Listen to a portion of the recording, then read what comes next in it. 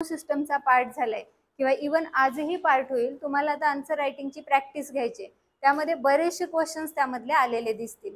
Previous year तुमचं pre मधले पण आपण त्यामध्ये कव्हर करणार आहोत आणि मेन्स मधले पण. ओके, आजच्या सेशन मध्ये आपल्याला पुढचा पार्ट कंडक्ट करायचा आहे, तो म्हणजे इम्पॉर्टंट लॉज आपल्याला स्टडी करायचे होते. आता इकोसिस्टम मध्ये ऑर्गनायझेशन कशा प्रकारचं असतं? ऑर्गनायझेशन म्हणजे काय? सिक्वेन्स, बरोबर, जी कशा पद्धतीची आहे आणि ही सिक्वेन्स जी बिल्ड होते, तर दोन इंडिव्हिज्युअल मध्ये रिलेशन पण बिल्ड होतात की नाही. तर आपला तो एक टॉपिक बघायचा राहिलेला बायोटिक इंटरॅक्शन. बरोबर, इकोसिस्टम म्हणजे काय? एका ठराविक जागेमधली स्पेसिफिक एरियामध्ये लिव्हिंग आणि नॉन लिव्हिंग यांच्यामध्ये आपल्याला काय बघायला मिळतं? रिलेशन, इंटरॅक्शन, आणि त्या इंटरॅक्शनचा सुद्धा आपल्याला स्टडी करायचा आहे. ओके, तर ते जे टॉपिक आहेत ते आज कव्हर होणार आहेत. आणि महत्त्वाचे म्हणजे इकोसिस्टम मध्ये काही लॉ वर्क करतात, बरोबर की नाही. जसं प्रोड्युसरला खाऊन कार्निवर जगतो म्हणजे कंझ्युमर जगतो, कंझ्युमरला खाऊन कोण जगणार? डेट्रिवर म्हणजेच कोण? Micro organism. सो अशा पद्धतीने ही जी सिक्वेन्स होती ती सुद्धा आपल्याला आज स्टडी करायची. ओके, मग हे इम्पॉर्टंट लॉज कोणते आहेत जे नेचरमध्ये होमिओस्टॅटिक मेकॅनिझमद्वारे चालतात? What is mean by homeostatic mechanism? काय होता अर्थ? काय होता? निसर्गामध्ये काही क्रिया ह्या आपोआप चालतात, ऑटोमॅटिकली फंक्शन्स चालू असतात, त्याला आपण काय म्हणतो? Homeostatic mechanism. ओके, आता ह्या जसं की आपलं हृदयाचं धडकणं, मी काय बोललेले, आपण पॉज करू शकतो का? प्ले अँड पॉज बटन आहे का? नाही. आपलं श्वास घेणं, आपलं विचार करणं, हे प्ले अँड पॉज बटन आहेत का? नाही. ते ऑटोमॅटिकली चालू राहतात की नाही, त्यांना काय म्हणतात? Homeostatic mechanism. आता याच्यामध्ये इम्पॉर्टंट लॉज कोणते होते? पहिलं आहे फर्स्ट लॉ ऑफ थर्मोडायनॅमिक्स, ज्याला लॉ ऑफ एनर्जी कन्झर्वेशन असं सुद्धा म्हणतात. Okay, law of energy conservation, energy म्हणजे काय? ऊर्जा, आणि कन्झर्वेशन म्हणजे काय? संवर्धन. याचा अर्थ इथे ऊर्जेचं काय झालेलं दिसतं? संवर्धन. आता पहिला लॉ त्याच्याप्रमाणे असं म्हटलं जातं की पृथ्वीवर जी काही एनर्जी आहे ती can not be created or destroyed. म्हणजे पृथ्वीवर जी काही ऊर्जा आहे तिला आपण क्रिएट पण करू शकत नाही आणि डिस्ट्रॉय सुद्धा करू शकत नाही. ती कंटिन्युअसली आपल्याला काय दिसते? पृथ्वीमध्ये बघायला मिळते. उदाहरणार्थ आता बघा, हजारो वर्षांचा काळ लोटला गेला, इवन ह्युमॅनिटीच्या पण पूर्वीपासून पृथ्वीचा इतिहास आहे. तुम्ही आता जॉग्रफीमध्ये वर्ल्ड जॉग्रफी बघत असाल, बरोबर, ज्याच्यामध्ये सुरुवात असेल तुमची युनिव्हर्सच्या क्रिएशन पासून, मग त्याच्यानंतर हळूहळू काय झालेलं आहे, काळ पुढे येतो. तसं सोलार सिस्टम स्टडी केला असेल, सोलार सिस्टमच्या पुढे मग तुम्ही काय स्टडी केलं असेल? जिओलॉजिकल टाइम स्केल असतील ना हेच टॉपिक सिलेबस मध्ये सुद्धा. मग हे जे क्रिएशन होतंय, हे क्रिएशन काय झाले? फक्त एनर्जीने आपला फॉर्म बदलला, बरोबर की नाही. एनर्जीने काय केला? फॉर्म बदलला. उदाहरणार्थ आता इथे बघायला मिळतं की एनर्जी जी आहे ती ट्रान्सफर होते from one form to another. Energy काय झाली? ट्रान्सफर झाली एका फॉर्म मधून दुसऱ्या फॉर्म मध्ये. उदाहरणार्थ कोणतीही गोष्ट घ्या, तुम्ही आसपास ऑब्झर्व करा, एक्झाम्पल द्या मला की मॅम ही गोष्ट कोणतीही ऑब्झर्व करा. आपण घेऊ शकतो स्वतःचं एक्झाम्पल, प्लांट्सचं घेऊ शकतो, ॲनिमल्सचं घेऊ शकतो, इथे असणाऱ्या इच अँड एव्हरी गोष्टीचं आपण एक्झाम्पल घेऊ शकतो. ती काय झालेली आहे? फॉर्म बदलून आलेली आहे. समजा आता हा ट्रायपॉड उभा येते, हा कसला असेल? आयर्नचा रॉड आहे समजा. ओके, तर आयर्न ओरच्या स्वरूपात होतं की नाही. आयर्न ओरचं जे स्वरूप क्रिएशन झालं त्याच्यापूर्वी सुद्धा काय असणार आहे? मॅग्मा क्रिएट झालेला असणार आहे, बरोबर की नाही. अर्थ शिकला असाल ना तुम्ही, वरती काय आहे? क्रस्ट, मध्ये काय आहे? मॅन्टल, आणि त्याच्यामध्ये कोर, बरोबर. मग ह्या पृथ्वीच्या भूगर्भीय हालचालीमधूनच काय झालेलं आहे? बऱ्याचशा गोष्टी बाहेर आल्यात, मिनरल्स एकवटले आणि त्याच्यापासून काय झाले? माइन्स मध्ये तुम्हाला ओर्स दिसायला लागल्या, बरोबर की नाही. लिव्हिंग बिंग खाली पडले, दडपून गेले, क्रूड ऑइल क्रिएट झालं, क्रूड ऑइललाच काय केलं आपण? रिफाईन केलं, आणि रिफाईन मधून काय झाले? पेट्रोल, डिझेल, रॉकेल सारखे प्रोडक्ट बघायला मिळाले. मग आता या ज्या गोष्टी आपल्याला बघायला मिळतात, म्हणजे एक फॉर्म बदलला की नाही त्यांनी. क्रूड ऑइल कसं तयार होईल? क्रूड ऑइल कसं तयार होईल? कच्चं तेल, झाडं आतमध्ये गाडली गेली, झाडं गाडली गेल्यानंतर त्याच्यातून सगळं मॉइश्चर रिलीज झालं. मॉइश्चर रिलीज झाल्यानंतर त्याच्यामध्ये एक वटला तो फक्त कार्बन, त्याला आपण काय म्हणू? हे झालं कोलचं एक्झाम्पल. ओके, हे काय झालं? कोलचं. कोल सुद्धा एनर्जी सोर्स आहे की नाही. दुसरं आहे क्रूड ऑइलचं एक्झाम्पल. ज्याच्यामध्ये हजारो वर्षांपासून फिश मरीन्स गाडले जातात की नाही, आणि हे गाडले कुठे जाणार, समुद्रामध्ये, बरोबर. आणि समुद्रामध्ये आपल्याला तेलाचे साठे सापडतात की नाही बऱ्याचशा मोठ्या प्रमाणात. ते आधीचा जमीन आणि समुद्र आता जसं आहे तसं होतं का? पॅन्जिया पॅन्थेलचा स्टडी केला असेल की नाही तुम्ही जॉग्रफीमध्ये. म्हणजे याचा अर्थ जमीन आणि एक काय होतं, पाणी. आणि ते काय झालेलं, ही जी पृथ्वीची उलटापालट झालेली आहे, जे 7 खंडांचं विभाजन झालं आणि हे जे खंड तयार झालेले आहेत यांच्या पूर्वीचं वेगळं पृथ्वीचं नेचर स्ट्रक्चर असेल की नाही. कितीतरी जीवजंतू जे तुम्ही जिओलॉजिकल टाइम स्केल मध्ये शिकला असाल किंवा शिकणार असाल, कितीतरी जीवजंतू आपल्याला बघायला मिळालेले असतील पृथ्वीवर. स्ट्रोमॅटोलाइट्स जे ओल्डेस्ट क्रिएशन आपण म्हणतो, सगळ्यात आधीपासूनचे आहेत, बरोबर की नाही. त्याच्यानंतर डायनोसॉर्स तुम्ही पाहिले असतील पृथ्वीवर, आग ओकणारे डायनोसॉर्स बघितले असतील. हे गायब झाले. गायब झाले म्हणजे गेले कुठे, डेड झाले. डेड होऊन काय झाले, डिकम्पोज झाले. डिकम्पोज होऊन काय झाले, स्टोर झाले असतील एखाद्या ठिकाणी, बरोबर की नाही. आणि याच्यातूनच काय झालेलं आहे, तीच एनर्जी वेगळ्या रूपाने. जसं आता सेम याचं उदाहरण इथं मी दिलेलं आहे, सिंपल एक्झाम्पल समजावून सांगते. इथे आहे काय, सन.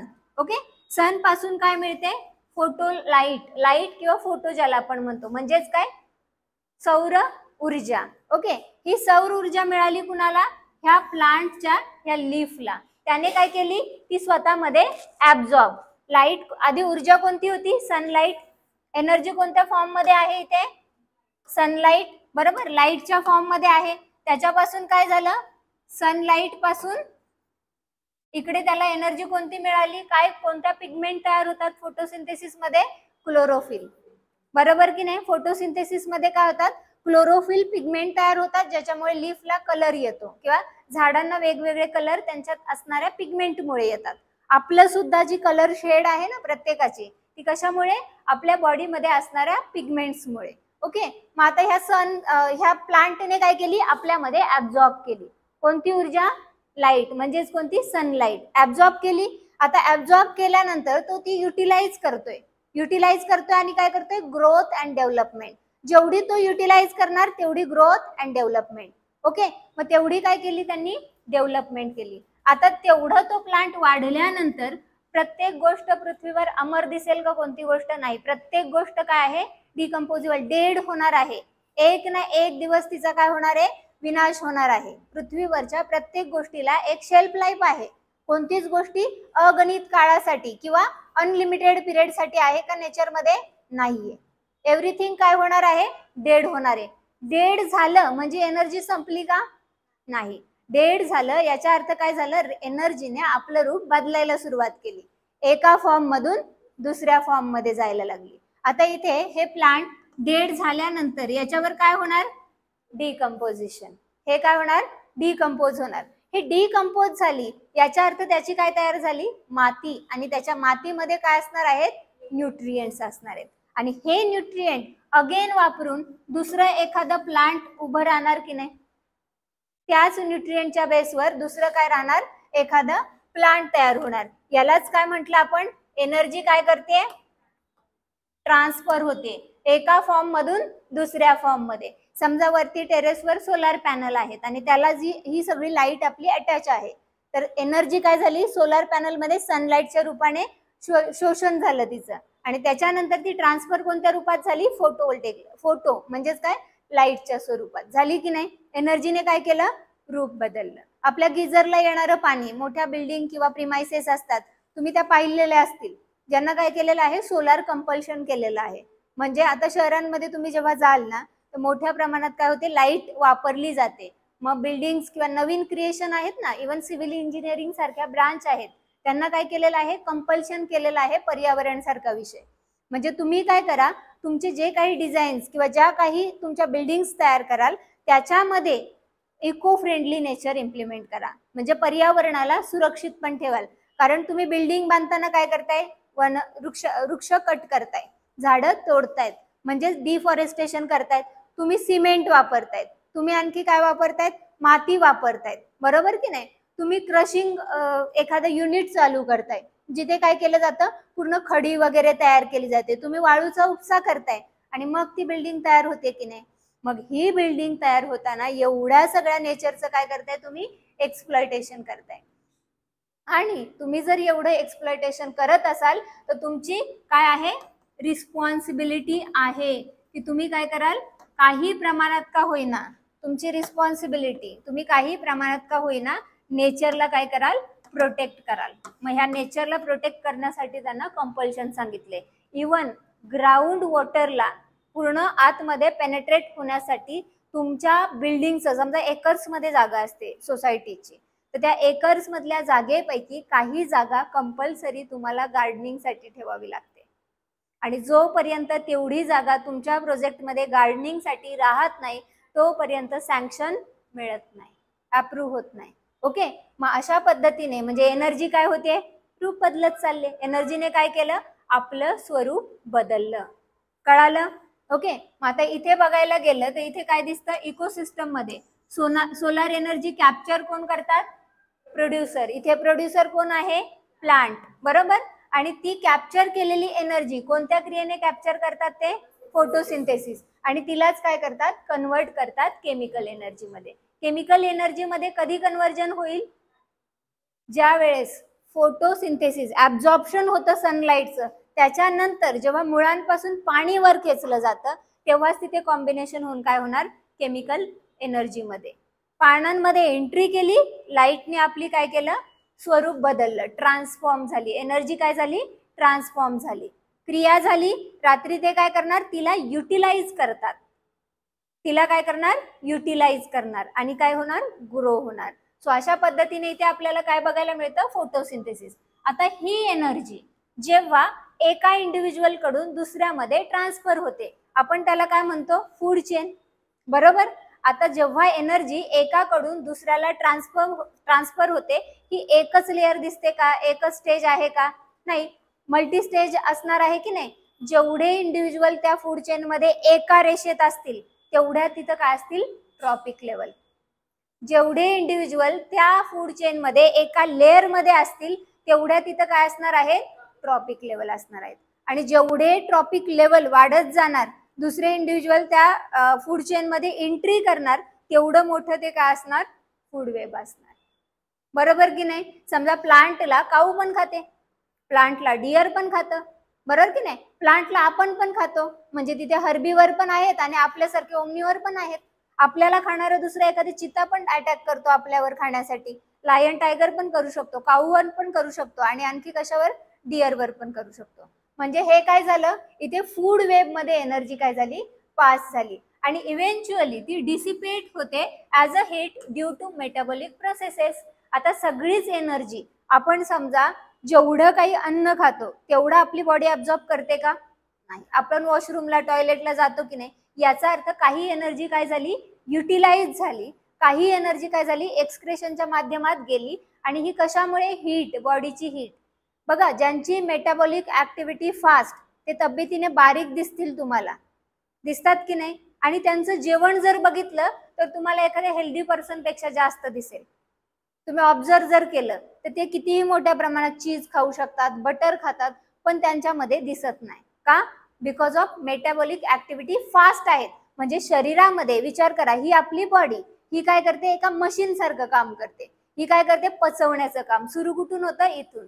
आपण ॲरोमा घेतो, समजा हॉटेलला गेलात किंवा घरात चांगलं जेवण बनलं, आपण ॲरोमा घेतला म्हणजे काय, स्मेल केलं, त्या फूडला फील केलं आणि त्याच्यानंतर आपण माउथ मध्ये टाकलं. आपण म्हणतो माउथ वॉटरिंग एखादी डिश आहे, माउथ वॉटरिंग डिश आहे, पाणीपुरी, इमली, होतं की नाही. याचा अर्थ काय की तोंडाला पाणी सुटले आणि तिथून काय होते, सुरुवात तुमच्या डायजेशनची. ती सलायवाच मिक्स होते की नाही आणि त्याच्याचमुळे काय होतं, बॉडीमध्ये पचायला सोपं जातं, ढकललं जातं अन्न पुढे आणि ते काय होतं, पचायला मदत करते. त्याच्यामध्ये असतात इन्झाईम्स आणि हे इन्झाईम्स काय करतात, तुम्हाला पचायला मदत करतात. तर अशा पद्धतीने एनर्जीने काय केलं, फूड म्हणून कंझ्युम केलेलं, मिळालं काय, फॅट, कार्बोहायड्रेट, प्रोटीन मिळालं की नाही. एनर्जीने काय केलं, स्वरूप बदललं. प्लांट्स मध्ये एनर्जीने काय केलं, स्वरूप बदललं. सनलाईट टू काय झाली, केमिकल एनर्जी, क्लोरोफिल सारखं पिगमेंट तयार झालं आणि त्यांचंही काही न्यूट्रिशन सुद्धा त्यांना मिळालं.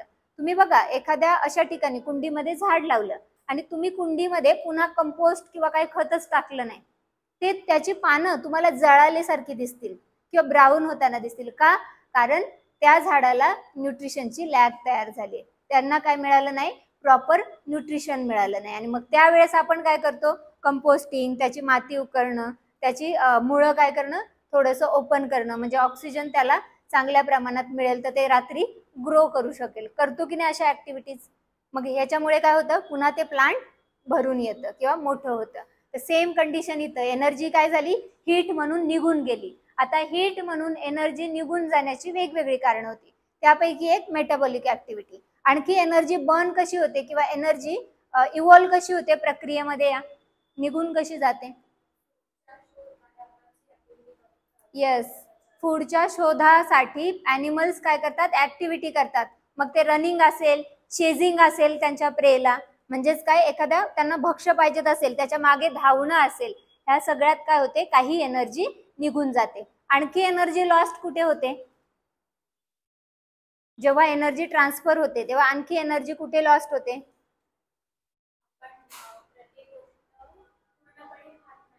येस, बरोबर. आपण सगळाच पार्ट खात नाही. इवन हर्बीवर, कार्निवर, ओमनीवर सगळा पार्ट खातात का? नाही. आपण फिश खायला घेतले तर काटे खाऊ का? नाही. मटन खाल्लं तर बोन्स खाऊ का मटन चिकन मध्ये? नाही. लिफी व्हेजिटेबल्स आणल्या, पालक मेथी आणली, ते वरची पानच घेतो, मुळं खातो का? नाही. याचा अर्थ ती पण तर एनर्जी आहे ना, त्याचं कंपोजिशन कशाने झालंय? एनर्जीनेच ना. मग ती काय झाली? वेस्ट. मग आपण अगेन काय करणार, कचऱ्यामध्ये देणार. कचऱ्यामध्ये काय होणार, ओला कचरा सुका कचरा वेगळा, आणि त्या कचऱ्यावर पुन्हा काय होणार, डिकम्पोजिशन. त्याच्यातून अगेन काय क्रिएट होणार, एनर्जी, न्यूट्रिशन ज्याला आपण म्हणू. म्हणजे एनर्जी काय करते, रूप बदलते. ती काय करते, रूप बदलते. ती डिस्ट्रॉय होते का? तुम्ही ठरवलंच एनर्जी मला डिस्ट्रॉय करून टाकायचे, मला सांगा कसं कराल डिस्ट्रॉय? तुम्ही म्हणाल मॅम आम्ही जाळून टाकू त्या गोष्टीला. जाळून काय होणार, कार्बन डायऑक्साईडच्या रूपात धूर तयार होणार आणि राख तिथे राहणार, ऍश राहणार, बरोबर. आणखी उदाहरण द्या की तुम्ही एनर्जी डिस्ट्रॉय करताय.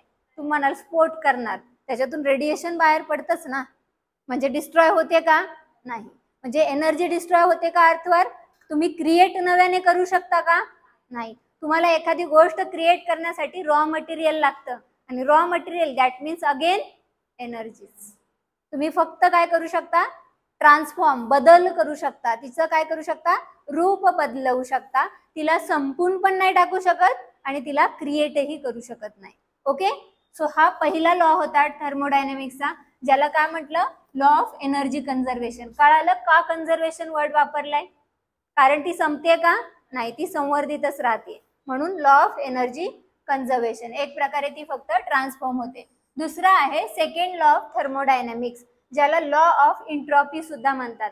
इंट्रॉपीचा अर्थ डिसऑर्डर. डिसऑर्डर म्हणजे काय, एखादी उणीव, गोंधळ किंवा एखादी कमतरता, ज्याला आपण काय म्हणू, डिसऑर्डर म्हणू. ओके, आता हा लॉ ऑफ इंट्रॉपी आहे, याच्यामध्ये असं सांगितलंय की इच एनर्जी ट्रान्सफर और transformation some energy is lost as heat increasing the entropy of the system. आता तुम्ही विचार करा, आपण बघितलेले पिरॅमिडची एक इमेज बघितलेली, बरोबर. आता तुम्ही कारण काय काय सांगितलं एनर्जी लॉस्ट व्हायचं.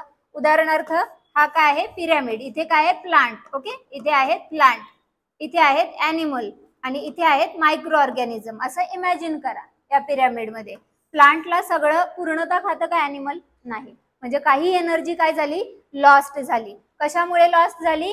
एक प्रकारे हीटमुळे. ॲनिमलला सगळी एनर्जी मिळते का? नाही. आता समजा आपण जेवण केले प्रत्येकाने, ओके, दुपारी. आता आपण बसूनच आहोत, काही तुम्ही म्हणाल काही ऍक्टिव्हिटी नाही मॅम, कुठे लॉस्ट होईल हीट? तुमचं ब्रेन कंटिन्युअसली फंक्शन करतोय.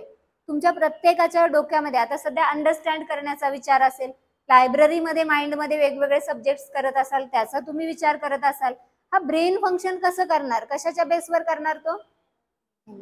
एनर्जी लागणार की नाही. म्हणून बसल्या जागी पण आपल्याला काय असते, एनर्जीची रिक्वायरमेंट बघायला मिळते. मग इथे आपल्याला काय बघायला मिळालं, हीट म्हणून जेव्हा लॉस्ट होते त्यावेळेस त्या सिस्टम मध्ये डिसऑर्डर तयार होते, कारण तुमच्या शरीराला काय होते, कमी ऊर्जा मिळते. उदाहरणार्थ आता समजा माझं प्रॅक्टिकली माझं एक्झाम्पल, निखिल आपल्यापैकी मोस्टली जे लहान आहेत, ओके, जे काय आहेत लहान आहेत, त्यांनी उदाहरण घ्या, वजनाने लहान.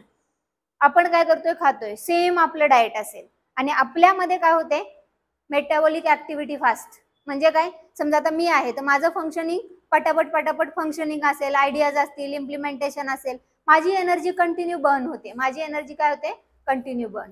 Okay, same kind same diet असलेला दुसरा व्यक्ती, त्याची एनर्जी नाही दिसणार तुम्हाला, ते हेल्दी दिसेल.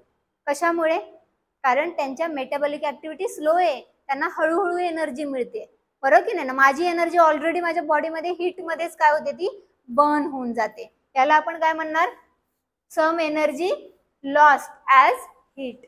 कळालं. म्हणून बरेचसे लोक काय दिसतात, बारीक दिसतात, पण त्यांचं डाएट काय असतं, स्ट्रॉंग असतं. ओके, याच्यानंतर इकोसिस्टम मध्ये एनर्जी फ्लोचा जर विचार केला गेला तर ती डिक्रीज, इफिशियन्सी तिची काय होते, डिक्रीज होते पर ट्रॉपिक लेवल. ट्रॉपिक लेवल म्हणजे काय,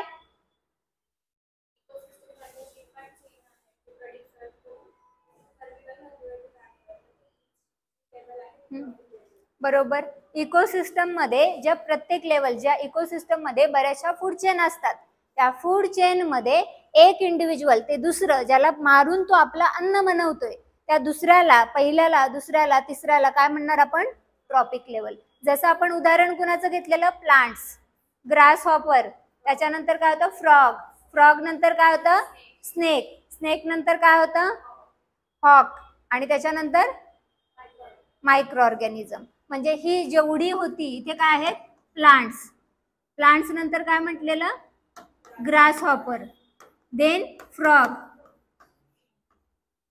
स्नेक, हॉक, आणि त्याच्यानंतर काय होतं, मायक्रो ऑर्गॅनिझम. हे 1 2 3 4 5 आणि ह्या किती झाल्या, 6 ट्रॉपिक लेवल झाल्या, बरोबर की नाही. ह्या एक्झाम्पल मध्ये 6 ट्रॉपिक लेवल झाल्या. मग इथे डिक्रीजिंग इफिशियन्सी का शब्द आला, का डिक्रीज झाली इफिशियन्सी, कारण आपण बघितलेलं एनर्जी पिरामिड, आठवतं, एनर्जी पिरामिडचा रूल काय होता, पुढे तेच म्हटले, रफली 90% of energy is typically lost between topic levels and resulting in pyramid shape energy distribution, जे आपल्याला इथे बघायला मिळतं, हा रूल, बरोबर की नाही. म्हणजे काय होतं, प्रत्येक ठिकाणी जसं जसं वर जाणार तशी काही एनर्जी आपण काय केलेली आहे, वेस्ट केलेली आहे. बॉडी हीट, मेटाबॉलिक ऍक्टिव्हिटी पूर्ण सगळं कन्झम्पशन न केल्यामुळे अर्धी एनर्जी काय झाली, लॉस्ट. मग सनने जर 1000 किलो कॅलरीज दिल्या, आठवतं तुम्हाला उदाहरण, इथे बघा, इथे 100% दिलंय, जर सनने 100% आपल्याला काय केली, एनर्जी प्रोव्हाइड केली, तर प्रायमरी कंझ्युमर मध्ये किती जाईल, ती 10%, सेकंडरी कंझ्युमर मध्ये किती जाईल, 1%, थर्ड लेवल कंझ्युमर मध्ये, टर्शरी मध्ये किती जाईल, 1%, आणि ॲपेक्स मध्ये किती असेल, 0.01%. 90%चा रूल आठवतोय, 90% काय होते, कमी होत जाते, किंवा 10% लक्षात ऍब्झॉर्प्शन होतं, दोन्हींपैकी एक काही लक्षात ठेवा. ओके, इथे आपल्याला बघायला मिळालं, सन पासून मिळालेली सगळी एनर्जी गेली का शेवटी, नाही, काहीच एनर्जी काय होते, ऍब्झॉर्ब होताना आपल्याला दिसते. तोच रूल काय आहे इथे बघायला मिळतो. आणि हा सेकंड लॉ ऑफ थर्मोडायनामिक्स काय म्हणतोय, हीट, जेव्हा हीट जी आहे ती तयार होते, याचा अर्थ हीट सुद्धा काय आहे, एक प्रकारची ऊर्जा, ती सुद्धा रूप बदललं. जसं आपण काय म्हणतो, स्थायू, द्रव, वायू, बर्फ, पाणी आणि वाफ म्हणतो की नाही. सॉलिड, लिक्विड, गॅसेस मध्ये काय एक्झाम्पल जर घेतलं तर आईस, आईस नंतर काय आहे, वॉटर, वॉटर नंतर काय आहे, वेपर्स, मॉइश्चर किंवा वेपर्स म्हणू शकता, स्पेशली वेपर्स म्हणा. मग ह्या ड्युरिंग दॅट सीन कशामुळे लॉस्ट होते एनर्जी, की आपलं रूप बदलते, बरोबर की नाही. वाफ झाली तर सगळीच ऊर्जा दिसते का, मिनरल्स तुम्हाला त्या भांड्यात दिसतील, इव्हन जे पातेला असेल किंवा जी एखादी प्लेट, आपण बघा जेवण बनवताना पातेल्यावर प्लेट ठेवतो आणि पाणी ठेवतो, तुम्ही ते पूर्ण पाणी ना वेपर होऊन जाताना बघा, वेपरायझेशन तिथं होऊ द्या, आणि पूर्ण पाणी गेल्यानंतर त्या प्लेटवर व्हाईट लेअर दिसतात, ते काय आहेत, त्या पाण्यातले मिनरल्स आहेत. सो अशा पद्धतीने हे थर्मोडायनामिक्सचं काय आहे, सेकंड लॉ.